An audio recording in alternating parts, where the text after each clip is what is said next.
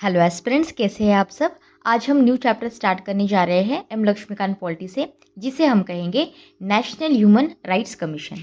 अगर आप इसे एम लक्ष्मीकांत पॉलिटी की न्यू एडिशन से पढ़ोगे तो ये आपको मिलेगा चैप्टर नंबर 57।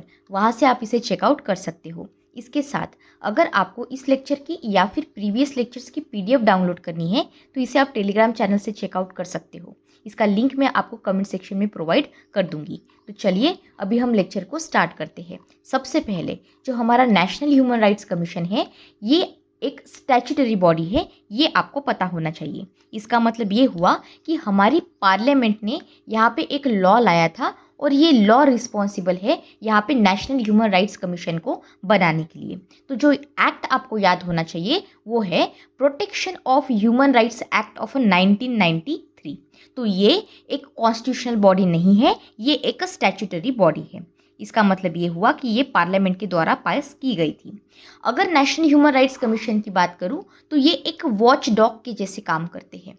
वॉच डॉग एक हमारे ह्यूमन राइट्स के लिए। वॉच डॉग का मतलब क्या होता है? वॉच डॉग का मतलब ये हुआ कि it will keep an eye, it will monitor plus it will check the violations. So ये इनका मेन ऑब्जेक्टिव होता है। अगर मैं ह्यूमन राइट्स की डेफिनेशन की बात करूं तो यहाँ पे कोर प्रिंसिपल्स इन्वॉल्व होते हैं, जैसे कि आपकी लाइफ, लिबर्टी, इक्वालिटी और डिग्निटी। इसके साथ साथ यहाँ पे एक पॉइंट या फिर कंडीशन याद रखना कि ये जो राइट्स है these must be enforceable by the court in India. अगर मैं राइट्स के सोर्सेस की बात करूं तो यहाँ पे दो मेन सोर्सेस दिए गए हैं, जैसे कि ये गारंटी किए तो गए हैं हमारे खुद के संविधान के द्वारा, लेकिन यहाँ पे इसे इंटरनेशनल कन्वेंशंस में भी लिखा गया है। तो इंटरनेशनली भी यहाँ पे ये एग्जिस्ट करते हैं और संविधान में भी है। तो यहाँ पे मतलब ये हुआ कि हमारे कोर्ट्स में जितने भी इंडिया में कोर्ट्स है वो एनफोर्स करेंगे राइट्स, और नेशनल ह्यूमन राइट्स कमीशन यहाँ पे उन चीज़ों के साथ डील करेगा।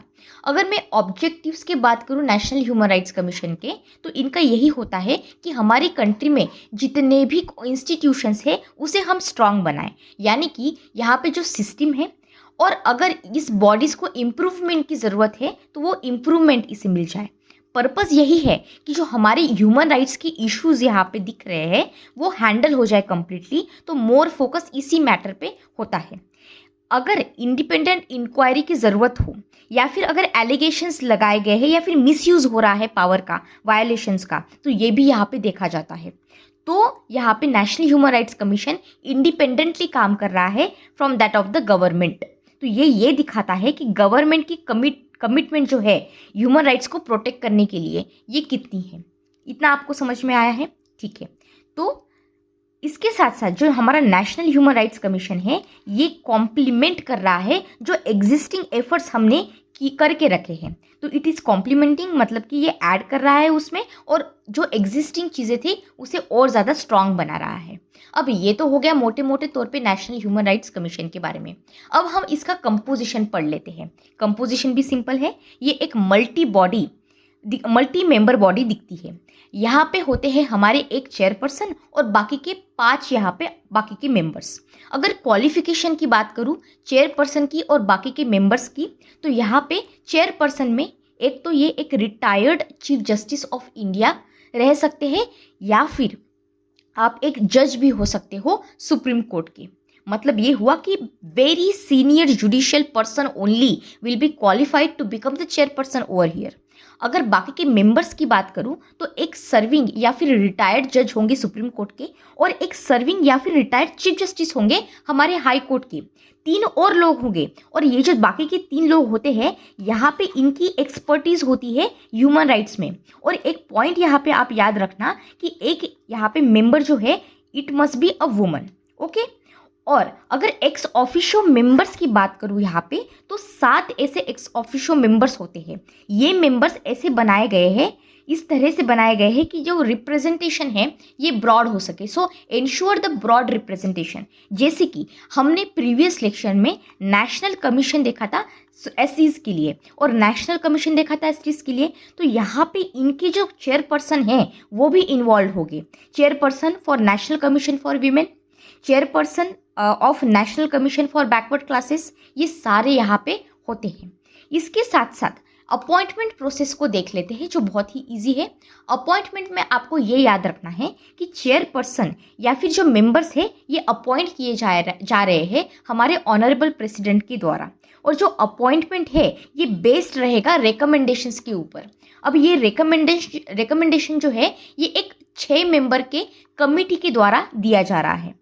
अगर इस कमिटी का कंपोजिशन देखा जाए तो सिंपल है। यहाँ पे हमारे ऑनरेबल प्राइम मिनिस्टर दिखेंगे, एक जो स्पीकर है हमारे लोकसभा के वो दिख जाएंगे, और जो डेप्यूटी चेयरपर्सन होते हैं हमारे राज्यसभा के वो दिखते हैं। यहाँ पे लोकसभा प्लस राज्यसभा से जो लीडर ऑफ अपोजिशन है उनका रिप्रेजेंटेशन होता है, और हमारे सेंट्रल होम मिनिस्टर्स होते हैं। तो आप मोटे मोटे तौर पे ऐसे याद रख सकते हैं कि जितने भी इंपॉर्टेंट लोग हैं यहाँ पे इन्वॉल्व हो चुके हैं, मतलब कि हमारे ऑनरेबल प्राइम मिनिस्टर, लोकसभा के स्पीकर, राज्यसभा के deputy chairperson, leader of opposition Lok Sabha से भी और राज्यसभा से भी, और सेंट्रल होम मिनिस्टर। ये पॉइंट याद आ गया होगा आपको।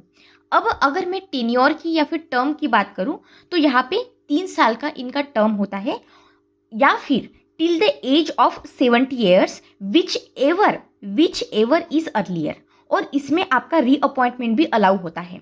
इससे पहले एक अपॉइंटमेंट में पॉइंट याद रख लेना आप, जो हमारे सीटिंग जज होते हैं जो अपॉइंट किए गए हैं, सीटिंग सुप्रीम कोर्ट के भी जज हो सकते हैं या फिर जो सीटिंग चीफ जस्टिस है हाई कोर्ट के वो, तो अगर ये अपॉइंट हुए हैं they can be appointed only after the consultation of honourable supreme court of India, यानी कि हमारे जो चीफ जस्टिस है इंडिया के उनके द्वारा।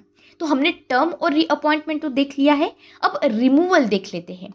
अगर रिमूवल की बात करूं तो यहाँ पे ये ऑनरेबल प्रेसिडेंट के द्वारा रिमूव किए जाते हैं, और कुछ डायरेक्ट ग्राउंड्स दिए गए हैं जिसके ऊपर ये इन्हें रिमूव करते हैं। जैसे कि अगर ये इंडिविजुअल जिन्हें रिमूव किया जा रहा है ये इंसॉल्वेंट हो चुके हैं, या फिर ये यहाँ पे चेयरपर्सन या फिर मेंबर के जैसे काम कर रहे थे, लेकिन इसके अलावा भी इनका एम्प्लॉयमेंट कहीं पे चल रहा था, इनको पेड जॉब थी, या फिर ये प्रूव हो जाते हैं कि ही और she is of the unsound mind, या फिर इनको इम्प्रिजन किया गया है, कन्विक्ट हो चुके हैं, तो इसके बेसिस पे इनको रिमूव किया जाएगा, या फिर इनकी मिसबिहेवियर प्रूव हो चुका है या फिर इनकैपेसिटी प्रूव हो चुकी है।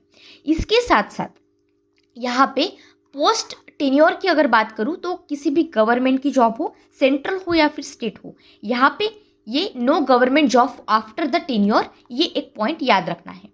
अगर सैलरीज या फिर सर्विस कंडीशन की बात करें तो ये फिक्स की जाती है हमारे सेंटर के द्वारा, और ऑटोनॉमी की अगर बात करें तो हम इंश्योर करते हैं कि नेशनल ह्यूमन राइट्स कमीशन के पास ऑटोनॉमी हो, इंडिपेंडेंस हो और इनकी इम्पार्शियलिटी मेंटेन हो सके, तभी हमारा नेशनल ह्यूमन राइट्स कमीशन ठीक से काम कर सकेगा।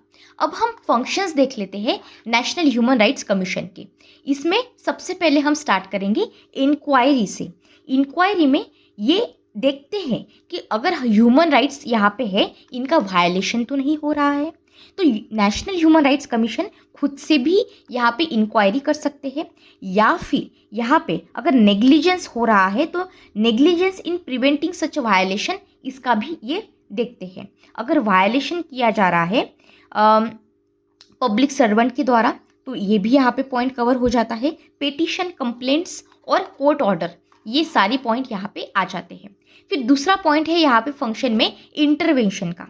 इंटरवेंशन में national human rights commission court proceedings में इंटरवेंशन करते हैं। यहाँ पे देखते हैं कि कोई केस पेंडिंग तो नहीं पड़ा हुआ है कोर्ट में, या फिर ऐसा कोई केस है जहाँ पे एलिगेशंस इन्वॉल्व है ह्यूमन राइट्स के वायलेशन के रिलेटेड, वो सारी चीज़ें यहाँ पे होती है। और जेल और डिटेंशन की भी विजिट्स यहाँ पे कवर हो जाती है। यहाँ पे नेशनल ह्यूमन राइट्स कमीशन देखते हैं कि जेल में डिटेंशन की प्लेसेस वगैरह कैसी है, और यहाँ पे लिविंग कंडीशंस कैसी है इनमेट्स की जहाँ पे वो लोग रह रहे हैं। यहाँ पे अगर ज़रूरत हो तो रिकमेंडेशंस भी दिए जाते हैं कमीशन के द्वारा आफ्टर द फाइंडिंग्स। यहाँ पे लीगल सेफगार्ड्स भी देखे जा रहे हैं रिव्यू में।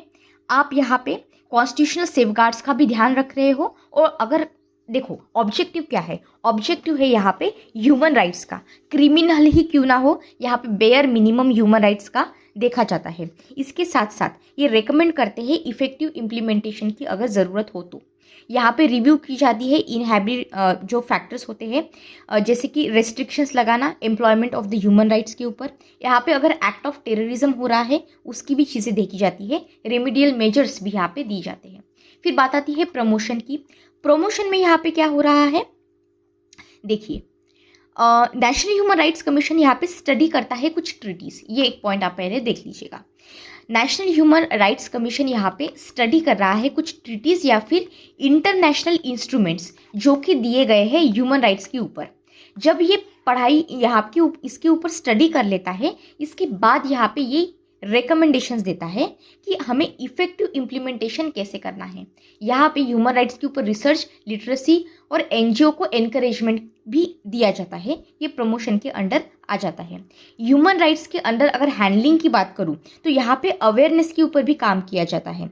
ये स्प्रेड करता है कि ह्यूमन राइट्स की लिटरेसी बढ़े। यहाँ पे प्रमोट करेंगे अवेलेबल सेफगार्ड्स लोगों के बीच, और ये एनकरेज करेगा एनजीओज के एफर्ट्स को, स्पेशली जो कि ह्यूमन राइट्स की फील्ड में काम कर रहे हैं। यहाँ पे ये परफॉर्म करेंगे बाकी के जो बच्चे कुछ फंक्शन है जो कि इन्वॉल्व होते हैं ह्यूमन राइट्स के रिलेटेड, ठीक है। तो custodial deaths, torture, fake encounters, police excesses, ये सारे मतलब मिसयूजेस वगैरह, ये सारी चीज़ें यहाँ पे देखी जाती है। चलिए अभी हम नेशनल ह्यूमन राइट्स कमीशन के पावर्स और फंक्शंस देख लेते हैं। अगर हेडक्वार्टर की बात करूं तो आपको दिल्ली में इसका हेडक्वार्टर दिख जाएगा। बाकी के भी ऑफिसेस होते हैं अक्रॉस द इंडिया, आपको ये ऑफिसेस दिख जाते हैं। प्रोसीजर में ये रेगुलेट कर सकते हैं अपने खुद के प्रोसीजरल मैटर्स को। और अगर हम इनकी प्रोसेस देखें, जुडिशियल प्रोसीडिंग्स, ये सेम होती है from that of the civil courts की जो पावर्स है वैसे। तो जुडिशियल प्रोसीडिंग्स में ये एक पॉइंट आप याद रख सकते हो।